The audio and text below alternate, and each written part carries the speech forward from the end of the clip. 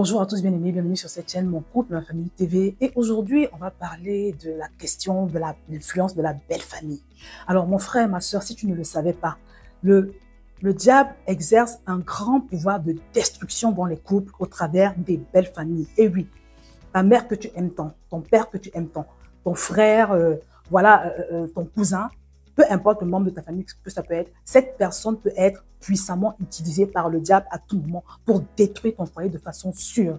Quand tu observes les statistiques, on va te dire que parmi les causes de destruction, les principales causes de séparation, les immixtions de la belle famille figurent, dans le top, au moins, je crois, le top 5, quelque chose comme ça. Donc, ce dont nous allons parler aujourd'hui est tellement important et tellement sérieux. Mais avant toute chose, je voudrais te montrer une vidéo que une bien-aimée m'a envoyée et qui m'a poussé un peu à faire cette vidéo parce que je me suis rendu compte que je n'avais pas encore abordé le sujet sur cette plateforme. Et pourtant, c'est un sujet qui est tellement vital, hein, c'est un sujet qui est tellement fondamental.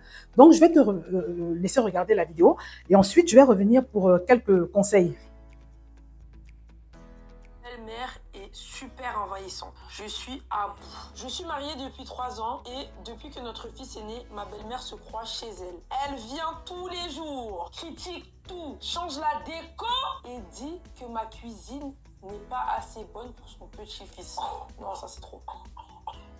Non, ça c'est trop flippant. T'as vu, j'ai tout accepté, hein. Mais dire à quelqu'un que la cuisine qu'elle fait, c'est pas bon pour son enfant, c'est pas bon. Ah, la cuisine, pas le lieu de la cuisine, la nourriture. La cuisine. Maman, c'est ce que j'ai compris. Ah, la nourriture. Oui. C'est-à-dire que l'enfant, il est en âge de manger de la nourriture. C'est-à-dire que ça fait longtemps, il est là. Bah, peut-être l'enfant, il a, je sais pas, il a 6 mois ou je sais pas. Ou depuis 6 À mois. partir de 6 mois, l'enfant, il peut manger. C'est-à-dire que ça fait 6 mois que la daronne, elle est envahissante. Mon mari, lui, ne fait rien. Il trouve ça mignon qu'elle s'implique. Là où c'est devenu insupportable, c'est qu'elle a commencé à ramener du linge et des affaires chez nous et même à stocker des trucs dans notre chambre d'amis.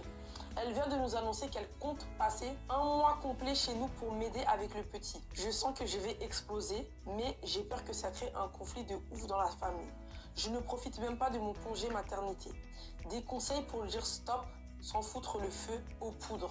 Tu vois, moi, le problème que j'ai avec ce genre de problème, quand tu as un problème avec la famille de l'autre, mais que cet autre-là, par exemple, si tu as un problème avec ta femme ou ton mari, mais que cette personne-là, elle est de ton côté, déjà quand on est allié, et cet allié, il sera plus sans même de dire les choses cachées à sa famille parce que c'est sa famille. Mais quand déjà même la personne n'est pas de ton côté, comment tu fais? C'est trop dur, ouais. Là, il faut que tu fasses comprendre à ton mari que ça va, que c'est pas normal en fait. Ouais. Faut que tu lui expliques. Ah, ouais. Mais le problème, c'est que moi, je sais, il y a des maris qui comprennent pas. Alors, pour moi, là, déjà, tu dois parler à ton mari. C'est ta première personne que tu dois allier à toi. Mais il a déjà parlé. Si tu lui as déjà parlé. Il a dit, il trouve ça mignon. Ah ouais, non, mais c'est pas possible.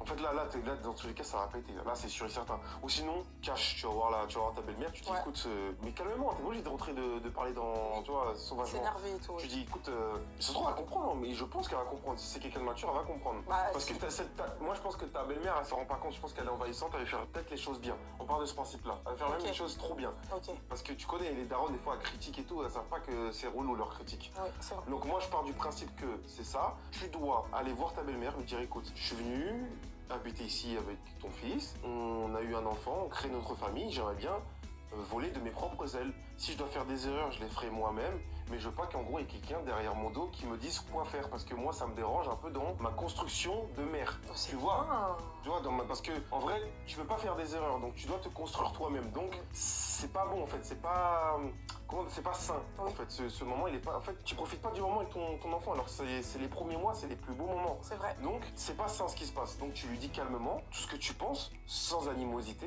Et c'est sûr que demain, le lendemain, on va partir. On va dire, je comprends tout à fait, mais moi, je voulais voir mon petit-fils, parce que, voilà.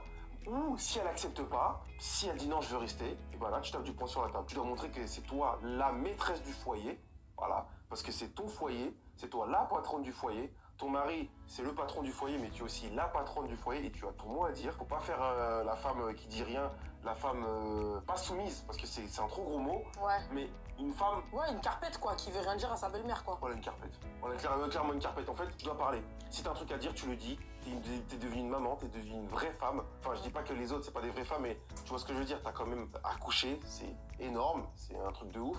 Donc, tu portes tes yeux, tu dis, écoute, j'ai accouché de mon enfant, j'ai souffert pour mon enfant, donc tu me laisses être une femme, une vraie mère et construire ma vie de mère. Point barre. Et elle va comprendre. Si elle comprend pas, tu tapes du poing sur la table et tu la tèges. Tu dis, tu vois, tu tes claques là. Ouais, mais le problème. Ta grosse.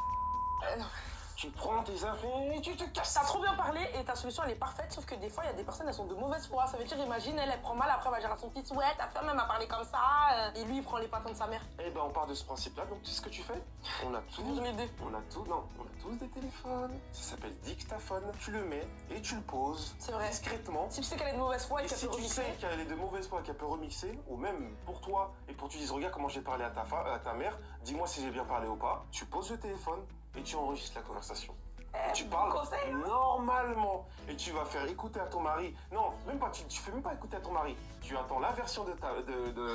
Oh, moi, je suis comme ça, moi. En fait, moi, je suis trop... moi, je suis trop comme ça.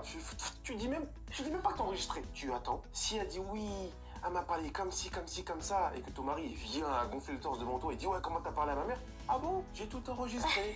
Venez, on s'assoit, tous ensemble et on écoute.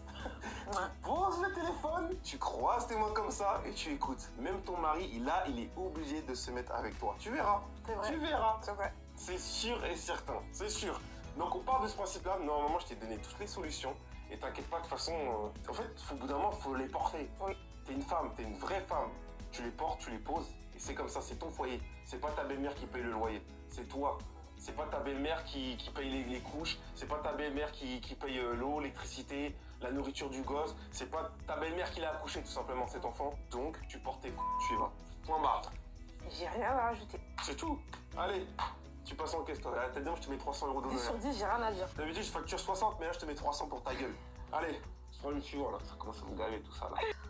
Voilà, donc comme vous pouvez vous en rendre compte, c'est un cas d'immixion, hein, comme on en rencontre souvent de nos jours. Et je vais essayer d'aller vite, d'accord? Je voudrais simplement te dire, là on est sur une chaîne chrétienne. On coupe Ma Famille TV, c'est une chaîne chrétienne. La Bible nous dit clairement, et dans Genèse chapitre 2 au verset 24, le Seigneur nous dit clairement que l'homme quittera son père et sa mère et s'attachera à sa femme. Pour que tu puisses t'attacher à ta femme, pour que vous puissiez ensemble voler de vos propres ailes, c'est important qu'il y ait détachement de part et d'autre. Toi, le mari, tu dois te séparer de tes parents. Et toi, la femme également, tu dois te séparer. Et quand on parle de séparation, ça ne veut pas dire que tu dois jeter tes parents. Non. Comme j'ai l'habitude de le dire, vous prenez soin de vos familles respectives. D'accord? C'est très important que tu veilles à ce que tout va bien au niveau de tes parents, ton frère, même tes frères si tu veux. Mais attention, tu dois savoir qu'ils n'ont pas à s'immiscer dans votre relation. Tu ne dois absolument pas les laisser rentrer dans ta relation avec ta femme. Parce que ce qui se passe, quand un couple vient de se marier, pour toi qui es célibataire, si tu ne le savais pas, je vais t'en informer. Quel que soit l'amour qui peut t'unir à ton fiancé aujourd'hui, quelle que soit la passion, ou je ne sais pas comment on peut appeler ça, sache que quand vous rentrez dans votre foyer, tu vas découvrir de nouvelles choses. C'est quand tu vas vraiment arriver dans le foyer que tu vas savoir à qui tu as affaire, que tu vas savoir qui tu as épousé. Il y a beaucoup de choses que tu vas découvrir qui vont t'étonner, qui vont pas forcément te plaire. Donc, en fait, ce sera pas facile. Lui également. Tu vois? Donc, pour la plupart des couples, au moins 90% des couples, il y a une sorte de période d'adaptation dans les premières années. Chez certaines personnes, ça peut faire 1 an, 2 ans, chez d'autres un peu plus. Donc, c'est une période qui n'est pas facile. C'est une période où vous apprenez à vous connaître, où vous apprenez à vous supporter, où vous apprenez à vous accepter. Il y a parfois des tiraillements. C'est une période qui est compliquée. Et si vous ratez cette période-là, vous pouvez même vous séparer. Et c'est pourquoi vous allez entendre dire que certains ont fait 3 mois, 6 mois, 1 an, ils se sont séparés. Ils n'ont pas survécu à cette période-là d'adaptation. Maintenant, c'est une période qui est assez compliquée. Maintenant, si, en plus de cette complication-là, vous devez gérer les immixtions, les manigances de vos familles respectives, ce sera encore pire. Ce sera très compliqué. Je vous assure que, à l'heure où je vous parle, j'ai une amie, elle s'est mariée, c'était un très beau mariage. Hein. Elle était avec son mari, je crois qu'ils ont fait 10 ans de mariage, quelque chose comme ça, 5 enfants.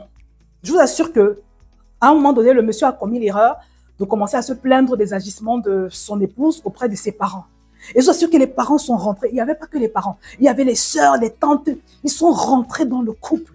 Ils ont mis du poison dedans. Bref, ils ont monté le monsieur. Ils ont tout fait pour le convaincre de se séparer de sa femme. Et je me rappelle qu'elle m'avait raconté, hein, quand on en avait discuté, elle m'avait dit, Josiane, je suis allée jusqu'à me mettre à genoux devant ces gens. Elle s'est mise à genoux.